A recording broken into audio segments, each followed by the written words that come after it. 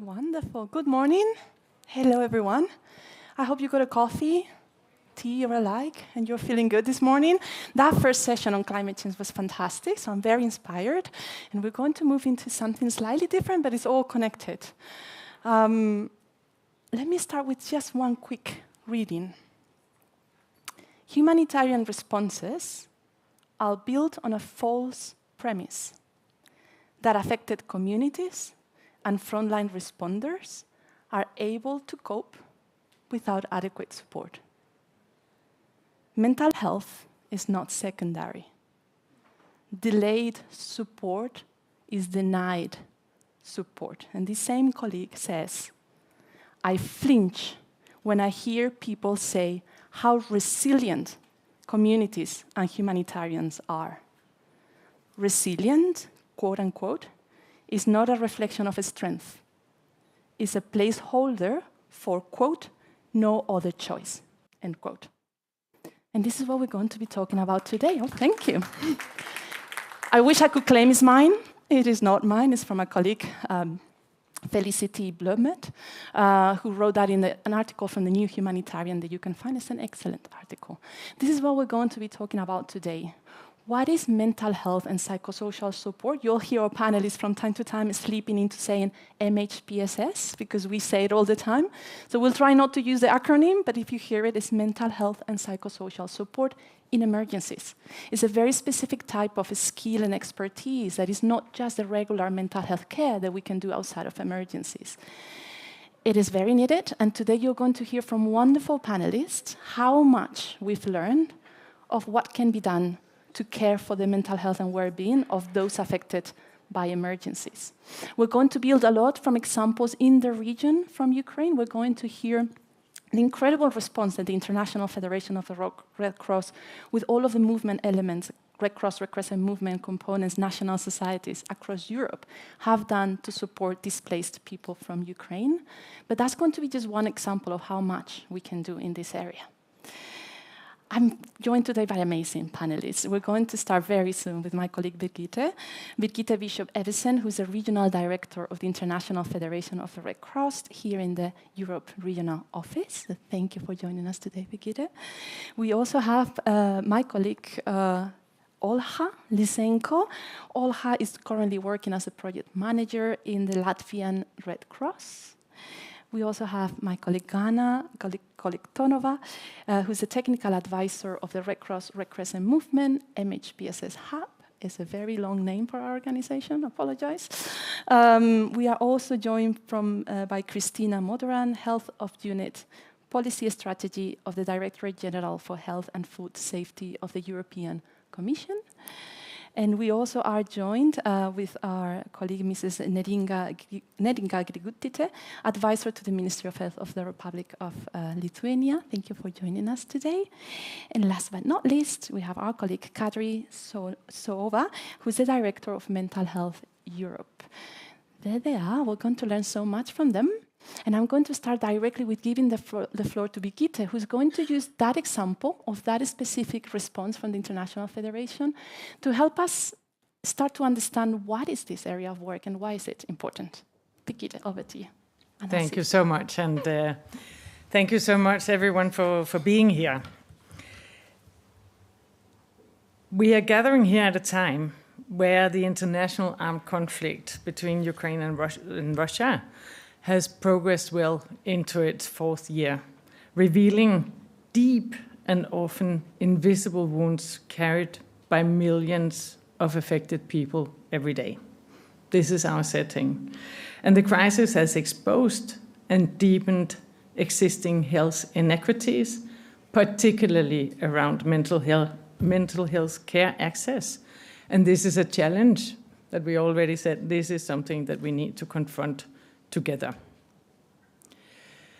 And let me jump right into it. In a nationwide survey conducted by the Ukrainian Red Cross Society, with support from this IFRC, now I'm going to be saying it only in short because we are having some really large names, and partners, more than half of the population, 56% of the population, reported that they had psycho-emotional difficulties requiring professional support. This is a very big number. Yet only 19% of the respondents had received any. 4 in 5 Ukrainians have lived through traumatic events since 2022, and the gap between need and access remains staggering. From the very outset of the conflict, the IFRC network across Europe has been at the forefront of responding to these needs. With the support of the European Commission through the EU for Health program that we are, amongst others, here to talk about today, the IFRC launched one of its largest mental health interventions in its history across 28 countries, and to date, this initiative has provided 600,000 MHPSS services. It has supported 89 helplines and service platforms across Europe. And this has been adapted naturally in many different languages. Together, the 28 national societies in Europe, supported by the IFRC and the Red Cross Red Crescent Movement Hub, has provided timely, life-saving psychological first aid and a broad spectrum of mental health support to those impacted. From the helplines and the mobile clinics to community-based support groups and one-to-one counseling, our approach has been holistic, it has been adaptive, and it has been people-centered. Crucially, this work has not only focused on the displaced by the conflict, but also on the responders. This is really important, because many of the responders are affected themselves by the conflict. So they carry this essential work every day, carrying already a burden. 40,000 frontline responders has been receiving well-being care, peer supervision, training, and organizational support to reduce burnout, because that's a very immediate threat for these people. Caring for the carers is not really an option. It's an ethical imperative and a cornerstone of sustainable quality mental health and psychosocial support.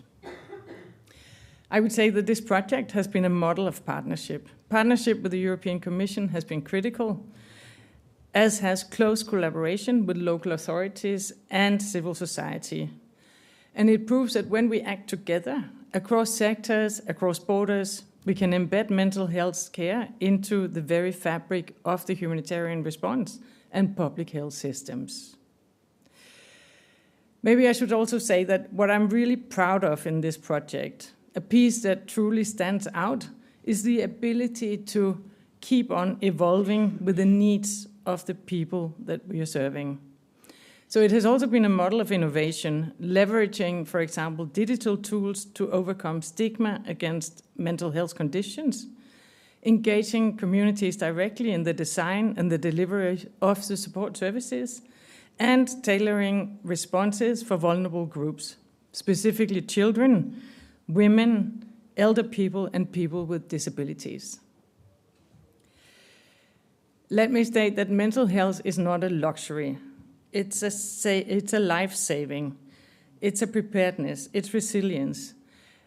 And with your leadership, the leadership of all of us in this room, through policy, funding, and strategic support, we can ensure that no one is left behind, and that together we are truly there where it matters the most. So today, as we move into the panel discussion, I encourage you, all of us here in the room, to reflect on what comes next. How do we ensure access for those who are hardest to reach? How do we make mental health a priority, not only in crisis response, but also in recovery and resilience? And how do we ensure that mental health and psychosocial support is sustainably integrated into health systems, into social protection and emergency preparedness? These are really key questions for now.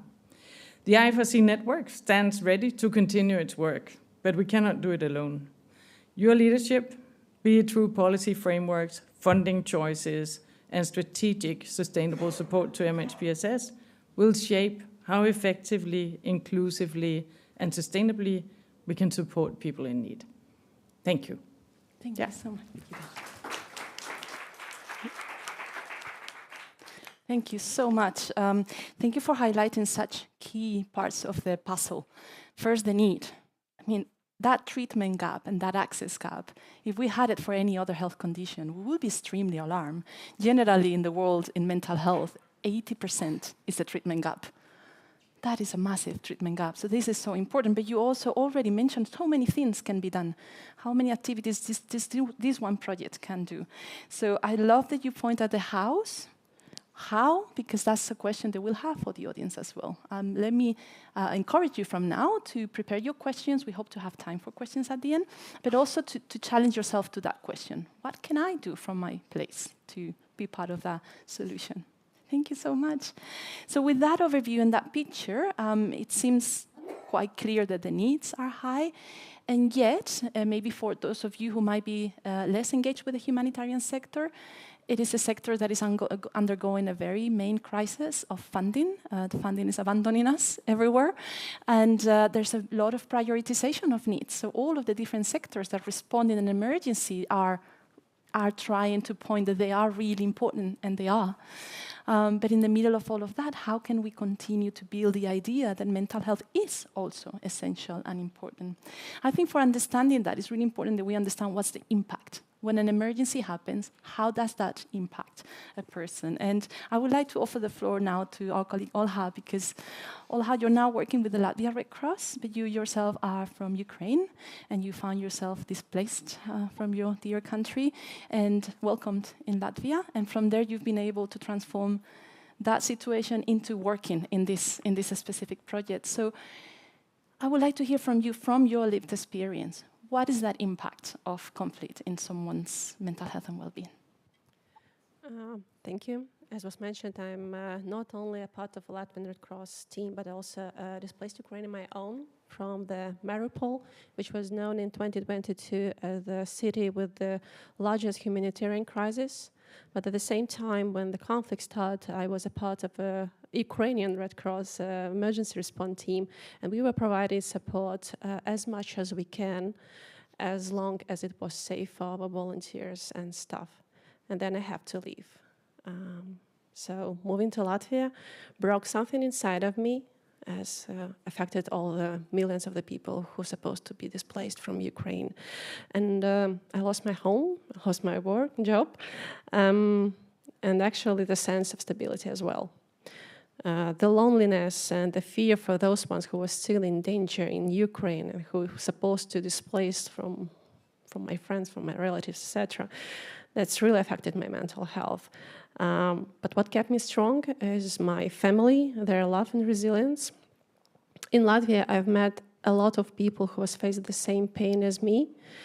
A mother who cannot sleep because her child has nightmares, elderly man who feeling invisible in new country, the youth who's supposed to learn the new language, but at the same time losing his own voice. And I understand them because I feel the same pain that they are, the same suffer. This is why I joined Latvian Red Cross, first as a project assistant, and then I started to lead the EFA Health project. And my goal was very simple. I wanted to make the mental health support available to everyone who was affected by conflict and displacement. So they can find a hope with our help, continue living with full respect of their cultural and life background. Mm.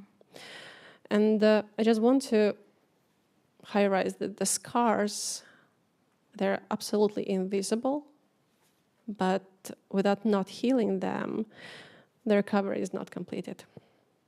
So what is mental health and psychosocial support must be a heart of the humanitarian actions, not just some extras, but actually be the heart and foundation for rebuilding the lives. Thank you so much. Thank you so much, Olha. And it's not easy to talk from that experience. But this is why it's so important that you're here with us today. And you mentioned a few things that are really, really important. You mentioned access, but also adequate access, including factors like cultural adaptation of what the support that we provide. So we'll be hopefully hearing a bit more about those things that we can do well in this regard. Thank you. And to keep on building on why is it important to provide mental health and psychosocial support, we would like to hear from you, Ghana, from the expertise point of view, someone who's been working on the MHPSS field for so long. What have you seen to be, and what do we know, as well documented, that is the impact of conflict and displacement on persons' mental health and well-being? I think I was preparing for the session and I was thinking we keep repeating kind of the same narrative and words, but then we still need to continue doing that, and that's a new audience in a way, because we are speaking about humanitarian response from the humanitarian experience, but we are speaking at the Europe Health Forum where the systems are in place and functional. Nevertheless, it was the Europe region which faced the largest displacement crisis after the World War II. And to what extent this crisis has an implication on how the systems are functioning. But going from the systems level, and thank you, Olga, for sharing your own experience, when we think war, we think about the destruction of cities, death. We imagine the threat to life, but also the impact and implication on individual level, on the mental health and the well-being is happening on individual level, and we are talking about the emotional sphere that is being impacted, physiological, cognitive, behavioral. But then we move into the community level and the social networks, which are also disrupted, and we are very much connected to the social sphere of our life. And something that we take for granted on the daily basis, our routines, our family structures, our professional and social roles are being also ruptured in a day, like these buildings that are being ruined in a second from the shelling. So this is important to keep in mind and realize. We know by research quite a lot on once the basic safety restoration is quite critical. But then once people are physically safe, the process of recovery is starting.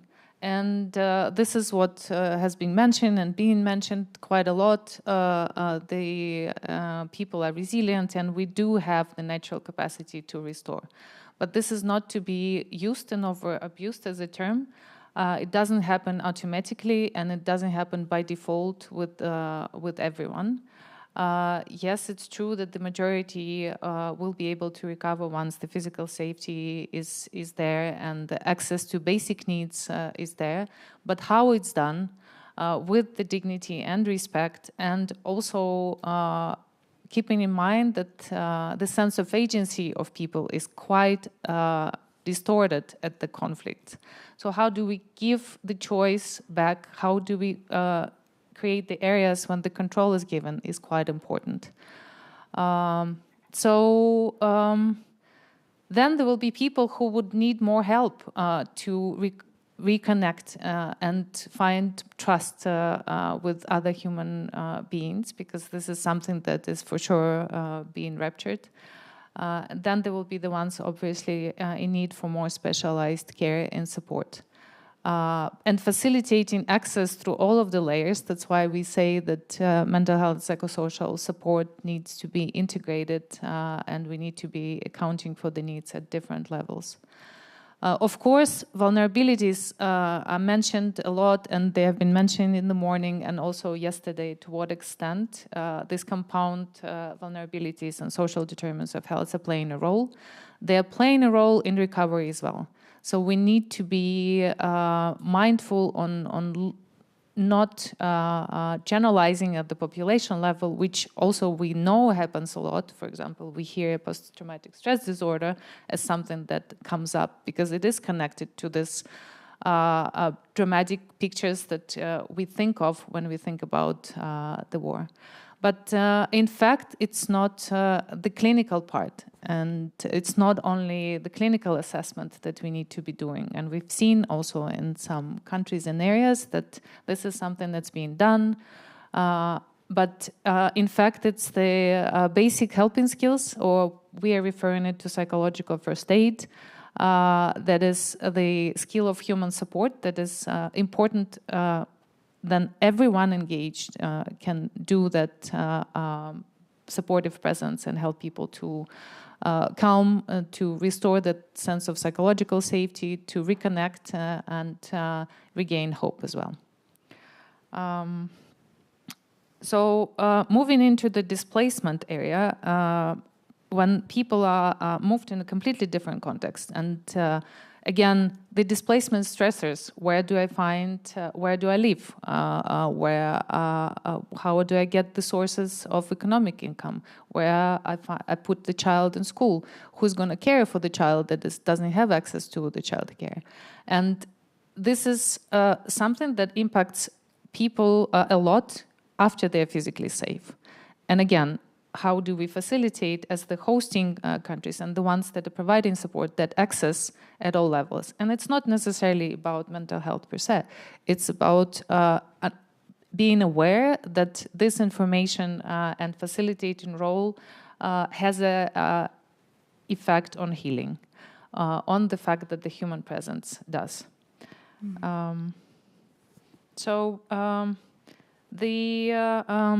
I think it's a lot about keeping in mind that mental health is not about specialized, and it's not about training a lot of psychologists, but scaling up what works. We had a participation in the Brilliant session yesterday, and we heard a new term that it's about the same. It's the social prescription. In our area of work, we call it psychosocial support on the community level. And we do know how efficient it is and how it works.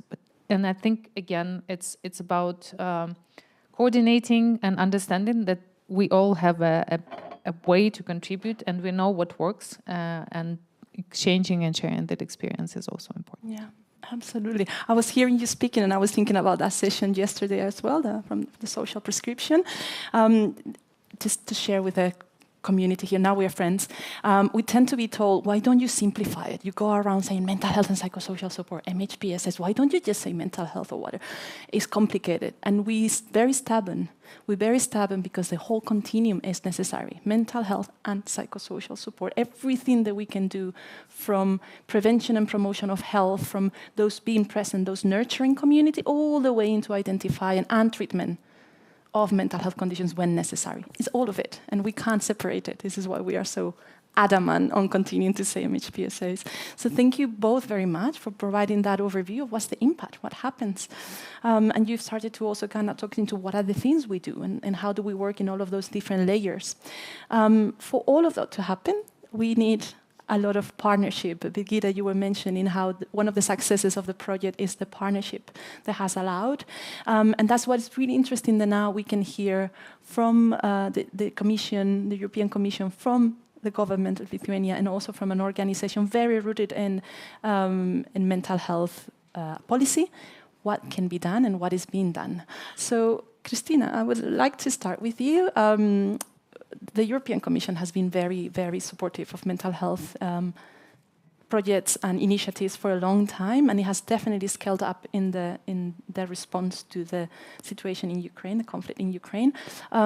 So can I ask, what was, both in the directorates of DG Sante and in others, what was the motivation? Why did the Commission think this is important, that we put the funding in mental health, but not all the donor communities do it? And also, what are some lessons learned that we have from your contributions? Over to you. Thank you very much. I think in Europe, there's none of us that was not really really touched when the conflict in Ukraine started. I think we all can recall those first days watching the news and also very soon asking ourselves, what can we do? Because we were seeing massive displacement of population. We were seeing what was happening, and in a way we.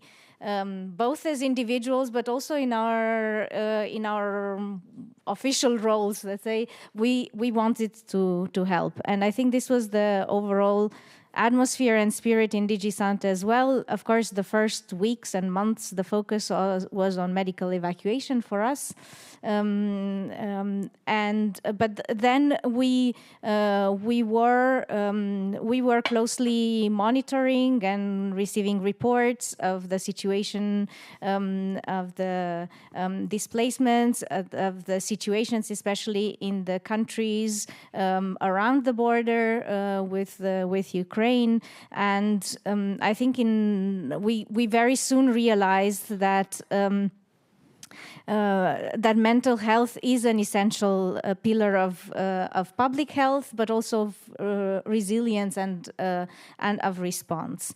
We realized that this massive displacement was generating uncertainty, trauma, and it was not only affecting the displaced populations, but also vulnerable host communities. So we were very happy to be able to partner with IFRC and start and also we were also very happy to be able to mobilize EU for Health money quite fast. For all of us who know procedures for mobilizing funds, you realize that this was almost a miracle to be able to start a project already in May 2022, first with 5 countries, but to be able then to expand it to 22 to 28 countries and to build on this partnership that has started very early and be able to respond to the emergency situation.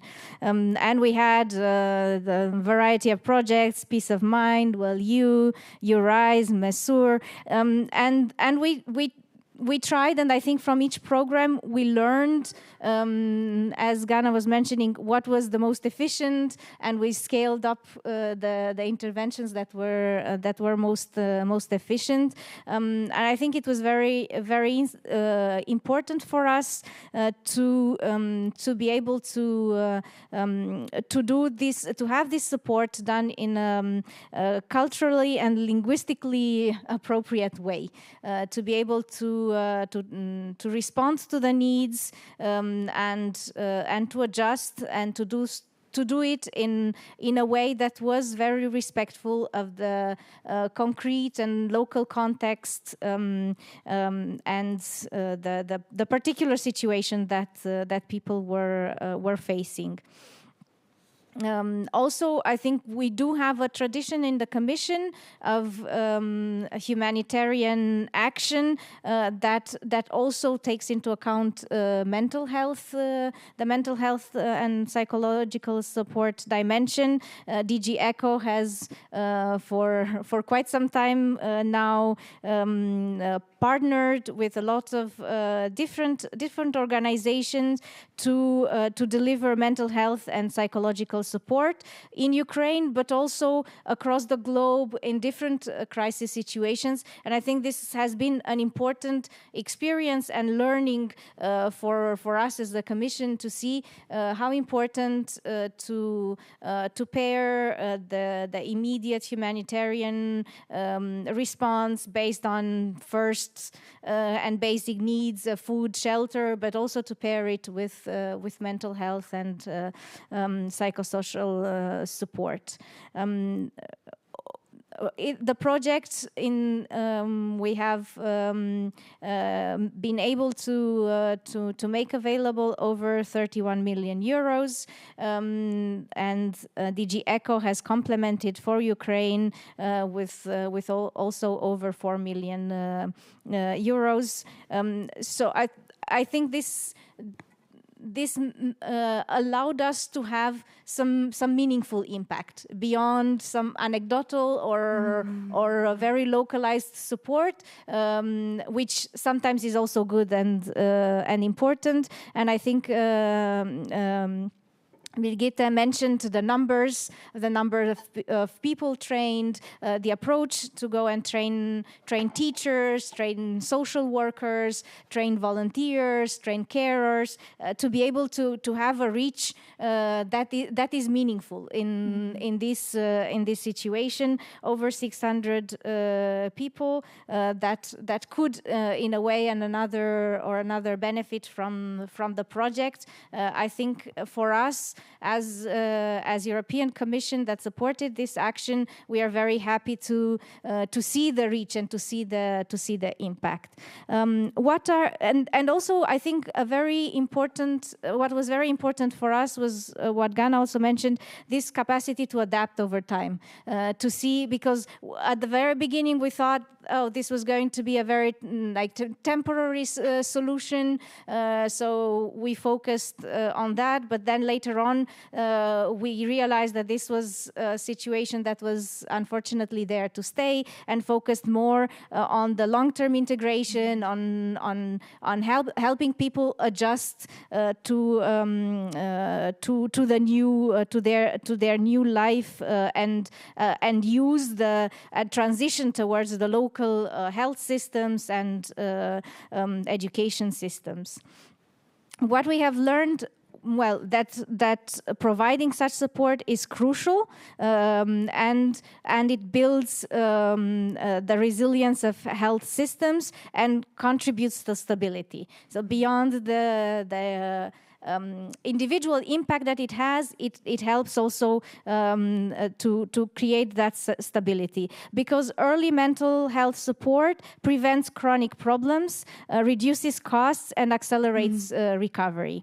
And this is, I think, a big learning for us, because we are in a forum where we are concerned about the long-term stability of our health systems, and we have to realize the importance of early intervention in this context.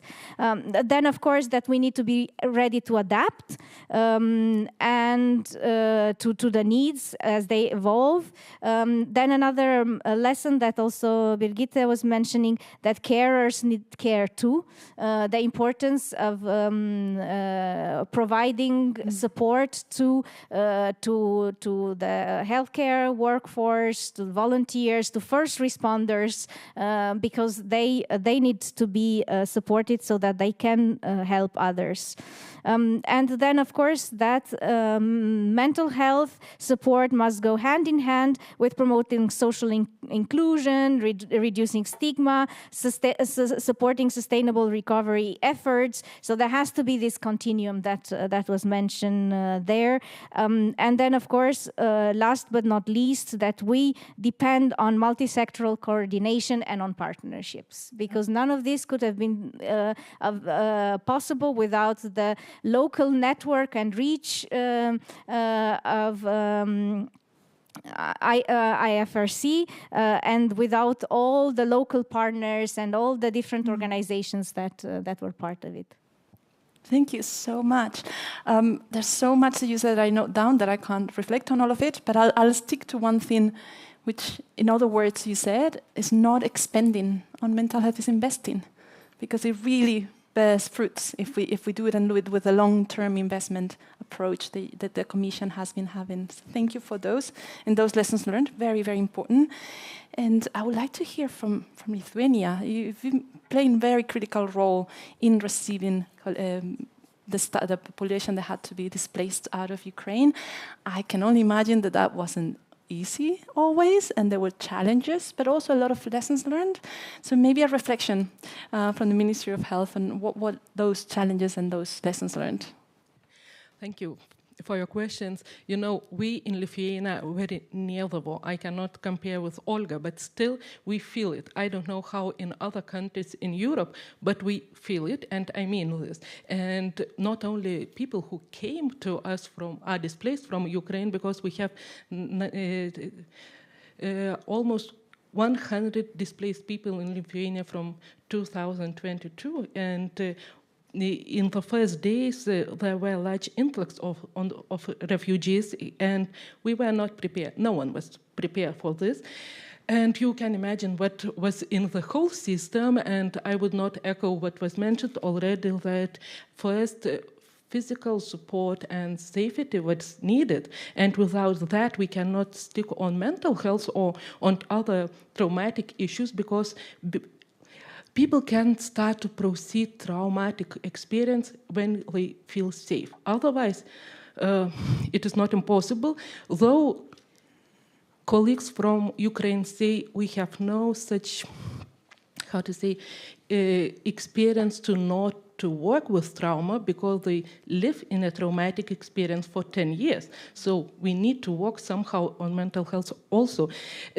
So after safety, then we can start to provide new services. For example, emotional support line for Ukraine's people were established in Lithuania, and it was provided for some time. Now it's not working, but still. Also, psychologists and mental health professionals started to voluntarily provide services, and we had a platform. In English, it would be My Doctor, when everyone could appoint the meeting with, for example, psychologist. Also, we had Vilnius Mental Health Center's psychotraumatology center, which works with veterans and soldiers from Ukraine.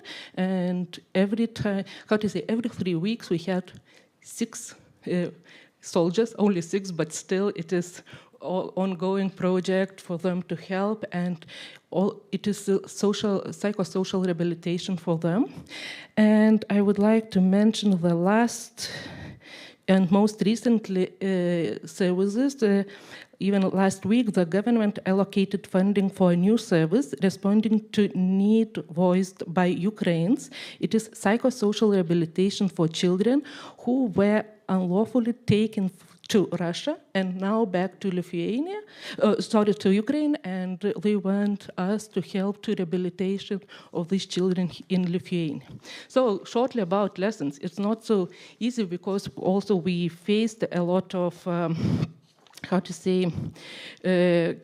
challenges also. First of them is language. And I talked already with Olga a little bit. I don't know if you can imagine what does it mean to talk in enemies or aggression language. For example, in Lithuania, most middle-aged and older people know Russian language. I can speak Russian fluently. But if you speak with Ukrainian people Russian on mental health issue, it's not so easy, because they identify themselves with their aggression language. Also, it was mentioned here already about how to talk with people and in what way, and we started to provide trainings, but what we need more of these trainings is trauma-informed care, that everyone should know this, how to do this, and what does it mean, trauma. For clinicians, for example, we do not have a lot of misdiagnosed PTSD in Lithuania. We know how to diagnose depression, for example, but not PTSD, and it is very important. Because if you treat another disease, it not helps a lot. And also one more issue I would mention about children and how to treat children, because we need not only treatment for them, but we need to work hand in hand with social services and community integration. And the last remark is about our specialists, because we have started doing research on how feel our medical doctors and mental health cares who provide help for Ukrainians and listen to their traumatic histories. And we know already that they experience secondary traumatic stress. So we need to issue this also. Thank you. Thank you so much. And I think it's amazing that so far we've heard from everybody, staff care. Staff and volunteers care, the well-being of the providers, very, very important, and really incredible to hear all of those initiatives from the country. And I think one thing that resonates is that, first of all, stability, as Kana was saying, and then everything else. Thank you for those examples. Now, if we hear all of these interventions, we clearly hear a lot of things that we can do. But then there's the point of making those solutions solid. And how do we make them solid? It's by integration in policy. So I actually would like to hear from Kadri, if the microphone is working well for you. I think. Yeah, very good. From Mental Health Europe, there's a very long knowledge on how to integrate mental health in all policies. What does that mean in the context of mental health and psychosocial support in emergencies, and what we've been hearing from the other? Yeah, thank you very much for including us also in the panel. And I think my role in this panel is also to maybe zoom out a little bit and look at where this emergency response in crisis situations sits more broadly and what we need to do on a broader societal level. So I think what we can learn, like the first thing we can learn is really how the psychosocial approach is key. I think that comes out really strongly. And I'd actually like to show you you all have this article, right, or this magazine, and there's an article in this about this session, and there's the MHPSS framework of the Red Cross here, the triangle, and I love the triangle. And I think, this basically is a visualization of the sort of layered approach that was mentioned also before. So it's basically at the base you have this a low threshold community-based supports that are available for everyone, and the higher up you go, the more specialized interventions there are. And even though I understand that this was developed in the emergency context, but I think it's very universal, and I think it should really guide, in general, how we look at and think about mental health systems more broadly. So I think we talked a lot about distress already in this panel as well, and to address distress, I think we must always look beyond the individual. I think that's key, and look at the broader context and the circumstances that people live in. And we also know that recovery, we also heard many times how recovery actually, what we need is, secure housing, we need stable income, access to education and work, peer support. Also a huge issue in the Ukraine situation in particular was also the stable status, migration status, and the temporary protection being prolonged in bits and not giving enough stability. And of course the sense of belonging in the community life. And if we don't have these essential pieces, recovery is very fragile. But if we have all those pieces in place, it becomes possible. And again, this applies not only to people who are fleeing from conflict or enduring conflict. It also applies to anyone experiencing mental health problems, and it's also a preventive measure. So basically, the reality, though, is that the policy frameworks are not reflecting this reality and the need to also consider the socioeconomic and environmental factors. So we still see that mental health is really seen narrowly as a health issue, but health services alone cannot do this, and they can't deliver recovery. So, of course, we need the essential clinical support, but without the things that I mentioned, like safe housing and income, inclusive schools, and also protection from discrimination, I think really important, people still continue to struggle. And I also wanted to sort of then zoom out and also place this, I think what Birgitte, you said, that out of the people you asked, the Ukrainians, like 56%, 56% reported experiencing mental health problems. But actually, the overall situation where we are in Europe, it's that. So by now, basically post-COVID, post-economic downturn, the geopolitical situation that we are in, it means that actually the polls are showing also that there's half of people in Europe actually report having mental health problems, and the leading is anxiety and depression. So it's really across the board. And now also we have the leading cause for death for young people in Europe in the age group 15 to 29 is suicide. So I think the picture is very bleak. Again, another example is that, or another statistic, is that we have mental health problems are the leading cause for long-term sick leave and absence from work, and this ends up costing us 4% of the GDP. So I think this is where then the emergency response kind of lands on, right? So that's why we also argue for mental health in all policies and this approach. And obviously, what we've been doing so far is not really cutting it. I think that's also very clear. And I feel like there's more of a radical shift needed rather than just committing to doing more of the same. And I think the emergencies have also shown the way, because nobody would question in an emergency situation that every person should be sent to a psychiatrist. So, and why do we then, rely so heavily on the top of the pyramid, and where we could actually make much more impact is the protective environment around, and then the lower, the base of the pyramid actually. So yeah, thank you. I mean, that was basically what I wanted to say. I wanted to still add one thing about the kind of what the EU could do, because the European Union has a big role. And I think, so we have in 2023, the comprehensive approach to mental health, and that was a landmark. It was amazing to have that in place. Yeah. But I think we really need to move beyond that, and we need a comprehensive long-term mental health strategy, and that's linked to long-term investment and accountability and political priorities. And that means linking it to the multi-annual funding framework, the new EU budget, and also linking it to a reporting system like the European semester. There are processes in place where we can also hold governments accountable. So yeah, that was my intervention. Thank you. That last so fast is so important. And I would like to add to it, just echoing some colleagues yesterday, in a moment when other regions are dropping the ball, then maybe the European region needs to really lift it. And there's some incredible opportunities there. There's some initiatives that are already there. Guess what? We are not doing so great with time. But I'm just mesmerized listening, and then, the time. But we're good, more or less. I'm just going to cut the second question to 2 minutes instead of 3. That's all. That's not big drama.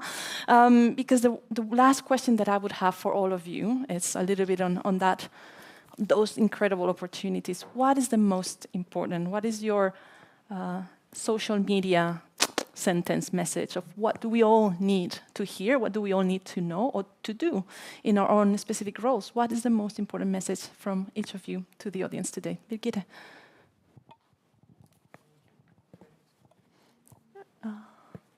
Does it work? Yeah, good. Fantastic. Thank you. And I want to go back to this solidarity in action, because what does that actually mean? And maybe starting with, does it help with a policy framework? Yes, it does, because what we have been doing within the Red Cross movement was not starting from zero, and we have a really particular experience in 2019 after like 2 or 3 years of preparation. We had the states that are parties to the Geneva Conventions endorsing our resolution on addressing mental health and psychosocial needs of people affected by armed conflicts, natural disasters, and other emergencies. And having such a framework works. It was a milestone for us. We were very excited. But there we went into then integrating mental health and psychosocial support much more broadly between everything that the IFRC, who is mostly working in conflict, and the whole IFRC network with its 191 members started integrating these services into their work. So the system change that this affected was real. We started looking more at budgets, at policies, and systems to protect people's mental health as part of our preparedness. So this meant something. So I really echo that we need something on policy level as well. And for us, it means 3 things, I think. Invest in mental health and psychosocial system for early and sustained access. That is what we're calling for.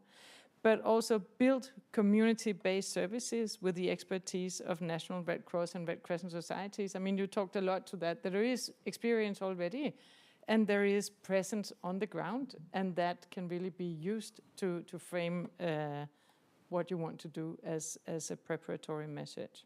In Europe region, we have 53 national societies that are ready to support the governments in setting up stronger frameworks.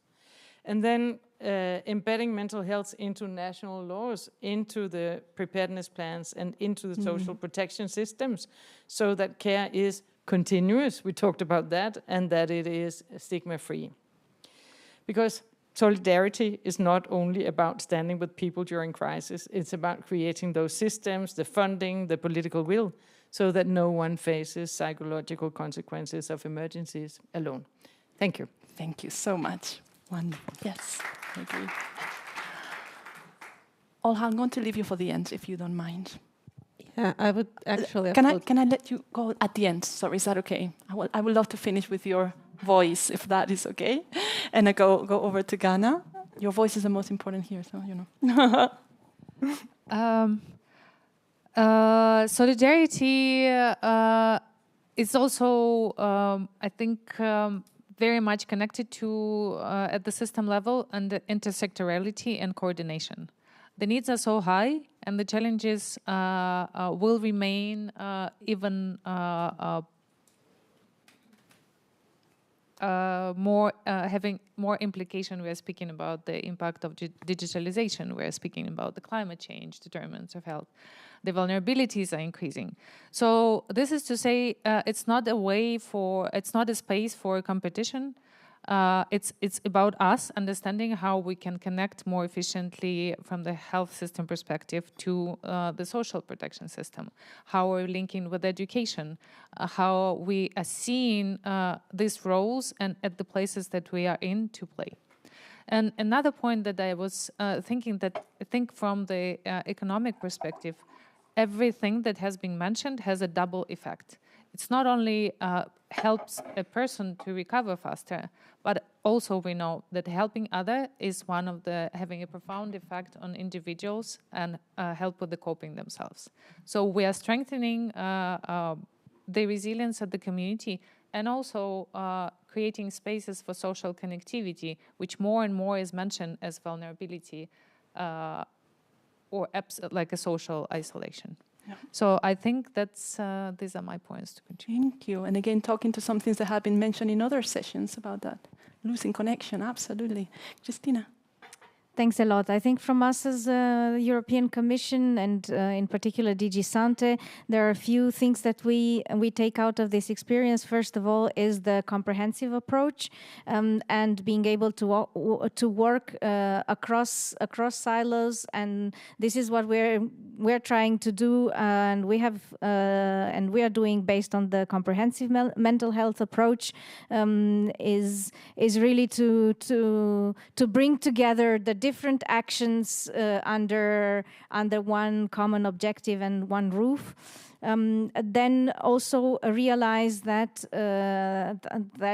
mental health and psychosocial response and support is part of our emergency response, and make sure this is integrated in our planning for crisis response. But then there are a few learnings from the project on the important to really respond to the real needs of the vulnerable populations that we are aiming to support, and also to be able to do that, the importance of local capacity. And I think the project has done a great work, because we realized specialized care, there are limits to the capacity, but going into the community and training teachers, training volunteers, training workers is creating a local network of support that will stay there beyond the project or beyond the specific action that we do. And I think it is important, this community level work is important because to be able to face the huge challenge of mental health, and then partnerships and collaborations, I think, are another key element that we take forward. Wonderful. Thank you. I love the you mentioned community. That's where the work is. Thank you so much. Ginda, please, over to you. Okay, from governmental side, yes, because I think I can talk a lot in this part, but still I try to shorten my remarks, because from our ministry, I think one of most important thing is setting clear priorities. And one of 6 priorities in our ministry is preparedness for threats and strengthening of resilience a core. It's a core priority. What I mean that it should not be a rhetorical thing, but concrete actions. And I would like to mention only maybe one thing, that we started to do short study visits to Ukraine, medical doctors, for example, surgeons, who do amputations, and I don't know, 1 or 2 in month. They did this about 30, 40 every day, and they encountered a lot of things and new trauma they had never met before, and this is how we learn from Ukrainians with our experience. Also, mental health specialists also went in the study. I was myself, and then when you went to such area where the war is going, you can change your mindset.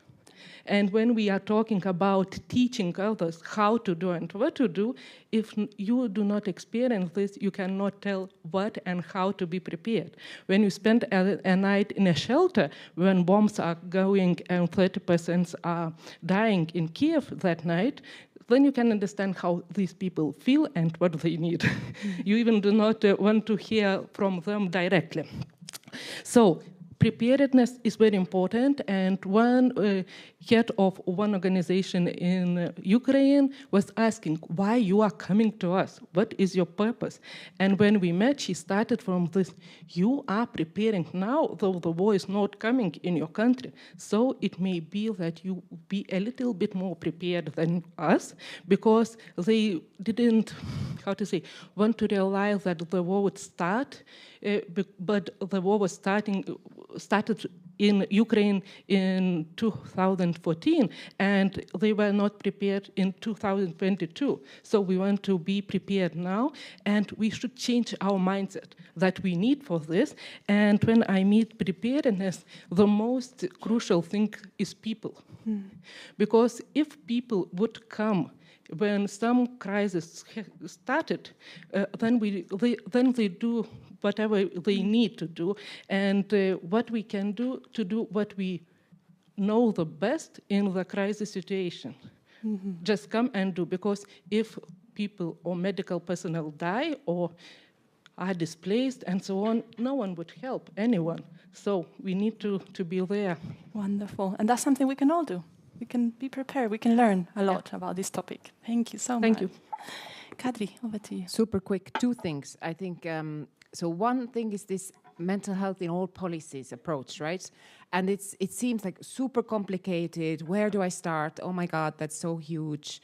There's so many policy papers written on this. But actually, I think we should really look at like what it really is, and like what we need to do. And what it really is basically anyone who is involved in developing policies at whatever level, like acknowledging that whatever they do, like it can be any type of policy, acknowledging that it can potentially either like elevate, support, protect mental health, or undermine it. And like having the sort of these glasses on, this view and the accountability to then do something about it, like that's mental health in all policy, and that's where it starts. And I was actually really pleasantly surprised recently. We were contacted by a consultancy agency, which we do a lot. They want civil society expertise for free.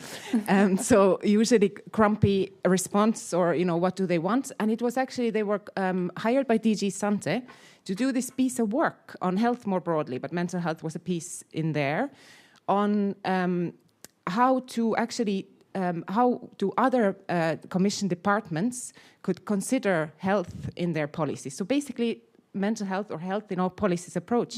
And so I was able to like work with the consultant. I'm like, what do you need? I want to help. I want to work with you, because it's essentially developing like a decision tree and questions on like, what do I need to ask myself to be able to to have relevance or see the relevance with mental health. So that's one piece. It's not so complicated. It's just asking the right questions.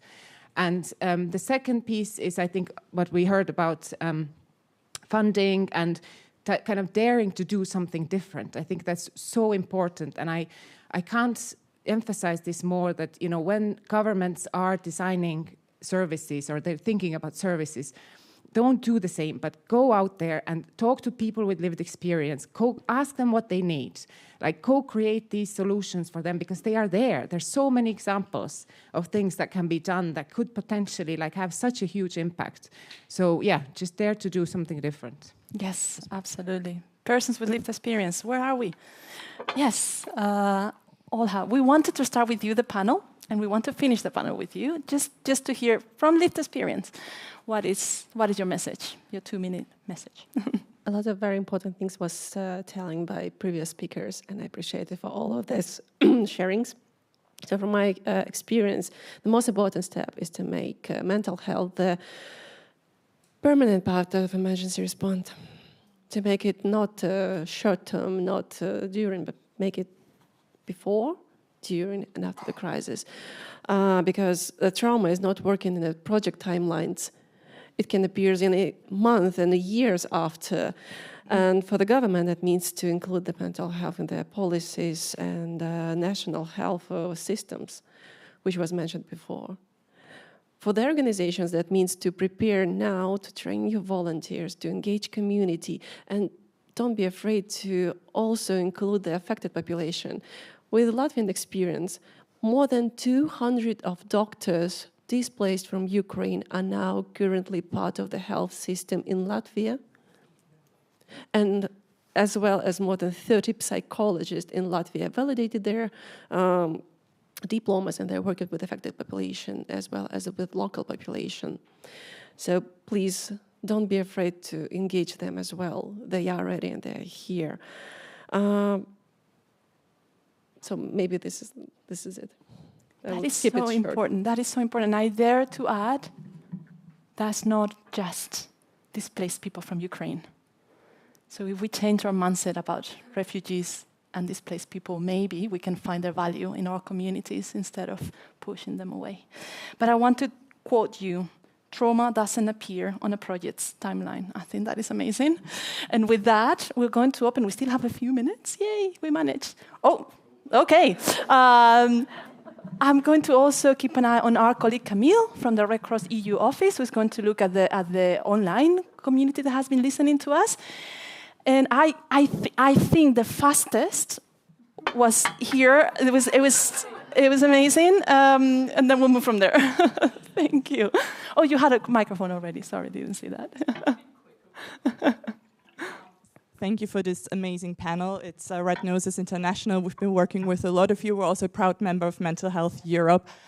So we've been working for 10 years supporting mental health in humanitarian settings. And so far I was thinking we're the classic second response. Are we coming in too late? Should we come in earlier? Especially thinking of supporting the humanitarian aid workers in crisis. Maybe for you, Ghana. Thank you. Very important. Very important, because it is considered in general, it's not first, it comes secondary in an emergency response. All the things come first, then we go. So what do you think about that, Anna? I think I've met with your organization in mid-March in Poland. So you did came quite early in the phase. And yes, and I think we're looping the cycle. We are talking about that integrating in preparedness. So we are able to launch it from the start. And the earlier we are there, and it's not about psychologists at the borders. We have seen that also. This is about supporting community members, spontaneous volunteers, everybody who is there at the front line to process the experience and to have that basic awareness. And again, we are coming back to mental health promotion, psychoeducation, mental health literacy, all of these areas that are so much important at the basic skill level. So, yes. Absolutely. It's important. Absolutely. We're hopefully changing the narrative on that regard. Please, over to you. Thank you very much. I'm Tom from Austria. 2 short notes. One point I missed in your speeches, and from my when we talk about solidarity, what is really, really important, I think we also have to have in mind the fast-growing movement against solidarity, especially when we talk about Ukraine, but also other political crises on this planet. And I would say when we ask in an anonymous way, for example, I know it from Austria, I'm not a researcher, but I'm sure at the moment we have 1/3 up to 50% people against this solidarity. And I think it's a mistake to mix the growing fear in our countries against or because of the political performance of Russia, to mix this growing fear with solidarity, because these two things are not connected. When we talk about this fear, we are not talking about solidarity, and this is really important. And I think we need many, many more activities in communication and explanation why this solidarity is so important and why. And war is not only bomb, also what the effects of these bombs are on the mental health sector and what it affects to the people living in these countries. I'm very, very active in Republic of Moldova also. We did a lot when this war starts, but this is too long for now. The second thing I want to say is, in my professional life, I'm a project manager, and I'm managing one of the 20 flagship projects from HADEA, EU Promens, and I'm happy to announce that starting in January, we are offering about 150 training places. It was planned online, but we are happy we can do it now on-site in Ukraine for professional helpers to promote comprehensive approach, to promote all these things. And so if you are interested in this, and if there is a chance, please visit our webpage and promote this possibility to be trained from professionals in this part. Thank you. Thank you so much. Maybe to mention quickly on the solidarity before opening, that is, the solidarity is the one that driven all of these cuts that we're having in our sector. And actually, Tom Fletcher's, the humanitarian coordinator's plan to tackle that, taps a lot into that communication. How can we communicate to stop that growing myth that is building around our work? I don't know if you had any other point of that. We have a minute. I maybe have just one, and I think we did touch upon that, because this is exactly this basic humane contact, and this is what Olga was also mentioning. This fear starts between us two, and then it's used, and then it's exacerbated, and then it's abused. The same is with mental health and well-being. We are more solid. We have this ability to triangulate information, not to fall into disinformation trips.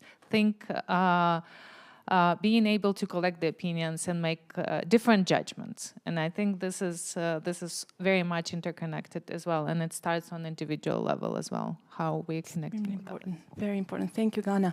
We have 3 people in that corner. We're going to try to capture both, the 3 of you. If you're very fast, then we can do it. Right. Very quick question. Svetoslav Kalashnikov, Academy of Medical Sciences of Ukraine, on the topic of psychological warfare and mental health. We know that the campaign of bombing cities, as was mentioned, is not only intended on destroying infrastructure, but affecting mental health. And the long warfare is one of the tools in the toolkit of the war planners, is destabilizing mental health, to deprive economy from workers, to force people to leave Ukraine, to create conditions that are unbearable. And we know from the Yuri Bezmenov lectures, I will not go into that it is an old Soviet playbook. Take the existing tension in the society and fuel it, and make the societies eat themselves from the within. And we see it being implemented throughout the Europe as a part of so-called hybrid warfare, which is actually psychological warfare. So my question is, what can be done to address malicious actors that are interested in fighting mental health within our communities and within our systems? Thank you. Thank you. I'm going to take the 3 questions, and then the panelists can think what they want to answer. Yes, over to you. I'm the president of the Austrian Psychologists, and I really want to stress that mental health in all policies is very, very important. And it always was underestimated, also in Gastein, all the years I come. So I'm very glad and thank you very much. What I wanted to say is we all have in our countries people, families, women and children coming from Ukraine. And we do know that they suffer in the schools to a very high extent. And we need urgently, maybe we talk afterwards, trainings. How can we help and what can we help? And of course, it's also the question of languages. So we tried to network in Austria, but it's not enough. So thank you very much. And it stresses me that I will engage as a president of 8,000 psychologists to really help because we need trainings. Thank you. Thank you so much. The person right by your side also had a question. Very quickly, it's Felix Pinouin from Fianza. It's a specific question to the colleague from the European Commission. It's a very interesting project. It's fascinating. But there is other social emergencies or humanitarian crises which are on the agenda of the European Union. I mentioned two, the asylum issue and homelessness. They're both on the agenda of the EU. And I was wondering if DG Health is doing something similar for these groups, because mental health is, of course, a massive issue for these population groups as well. And if not, why not? Thank you. Well, those three questions. Any of you would like to take the first one on the malicious use of mental health knowledge and understanding? While you respond, you have two resources that you can collect to learn more about the project in itself, to the left, and to see the successful practices that come out of that project from the 28 implementing countries. You can access those ones. I can maybe kick off very quickly. I don't have an answer that's beyond my expertise. It's a huge issue, obviously, like we all know that, but it's, and I hope there are instances that are working on this. But yeah, it's a huge issue. I'm personally coming from Estonia, so like all of this is also like in my bones, like the fear, the threat. But I wanted to actually just quickly take the opportunity to put the light back on the red noses there, because I don't think it came out quite clearly what you do. So they do, and it links very well with my call for like thinking outside of the box and thinking about innovative things. So they use the art of clownery to alleviate distress in very particular contexts, so the hospital context for children, and now more in the emergency situation, both for humanitarian workers as well as like refugee camps. So I think this is just worth mentioning. Definitely, definitely.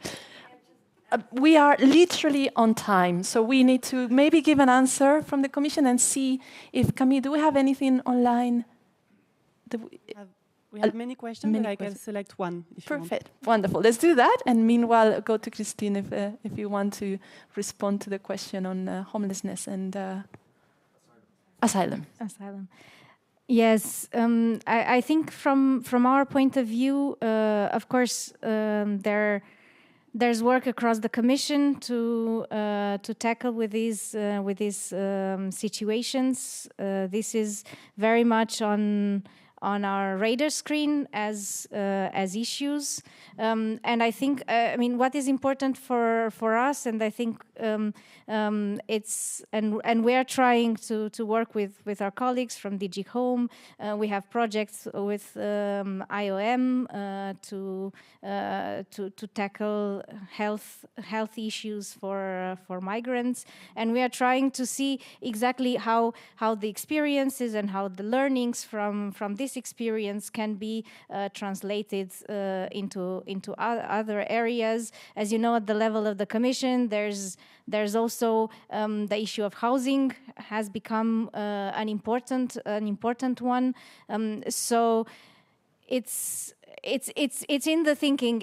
It's there are many efforts, and I think what we with mental health, our learning was, especially at the DG Sante, was that in 2023, when we started to get together all the activities and all the projects and everything that was being done, but in like separate ways, and we started to put it all together and to get the colleagues from the different departments to sit together and share their experiences, we could see much better the interconnections and the value of putting together the different strands of work. And I think this is happening in other areas too, because of course that the tools for funding are very different, and sometimes in terms of implementation there are so many things that let's say the commission does that it's not always obvious to bring in everyone together and make sure that the learnings from one area are shared with another. What I particularly like about this project is that the materials are available. So I think there's an effort also to say, okay, everything that was produced in this context is available online, is available to be used in other contexts as well. It's in several languages, and I think this is very important. Thank you for saying that. We are very fast in offering to teach others. We rarely learn from the humanitarian sector, which has a lot to teach us. A lot, really. Incredible innovations. Camille, we are out of time. If you need to leave, I'm sorry, you can definitely do that. If you have 2 more minutes for us, Camille, do we have one question maybe from the online audience? Yes, we had actually a very attentive audience with a lot of questions. Oh. So maybe I selected one. It was difficult, maybe a bit biased because I'm part of the young Gasteiner here. So a question on young people. We had a question on how we can support the younger generations who are more at risk. It was asked in the question of displacement, but I think that, we heard the figures in general in Europe, so how can we support better with policies younger people, and what do already exist in member states and at EU level? Something the Polish presidency worked on a little bit. Any takers on this question? I think just quickly, there is attention to the issue of young people's mental health a lot, like at the EU level, but it's kind of very focused, and there's this tendency to try to pin everything on the social media, which is obviously an issue, no doubt about that, but I think it's a more broader issue. And again, coming back to the psychosocial approach and the mental health in all policies, I think we need to push on all lines, but the digital environment is definitely a huge risk factor that previously wasn't as much. Yeah, absolutely. Gitte. I just would like to also add that we have a Red Cross, Red Crescent network in the Europe region, and they have just been completing a 2-year term, the last commission, where they have had a particular focus on mental health and psychosocial support. It's something that really is at the core of the Red Cross youth, and they keep on working with this because they are the ones who can translate what particular needs for youth are in the different societies that they're coming from. So there is already a huge work, but then from there, of course, getting the particular attention to the particular problems that youth may have into policies and structures is something that we're working on. Thank you so much. Last word? Yes. Yes. That's also to say that indeed also in the political priorities for this new mandate of the Commission, mental health for younger people is definitely a focus. And I think, of course, there's the angle of social media, but there's also the angle of all the digital tools that are supported, that are reaching and are help in a particular way for this group, for this target group in terms of platforms and online support to be able to reach this category. Thank you so much. The good news are wonderful speakers are not catching a flight immediately. They are around. There's lunches and coffees. So please go those questions that you still had. We're sorry that we couldn't cover them all. Same thing to the online audience. Maybe we can encourage our speakers to go into the Slido and exchange a little bit and answer some of those questions. You've been fantastic as an audience. You've been a wonderful, wonderful group of panelists. One final word, put more mental health in Canstein, maybe. And all refugees are equal. Thank you so much, definitely.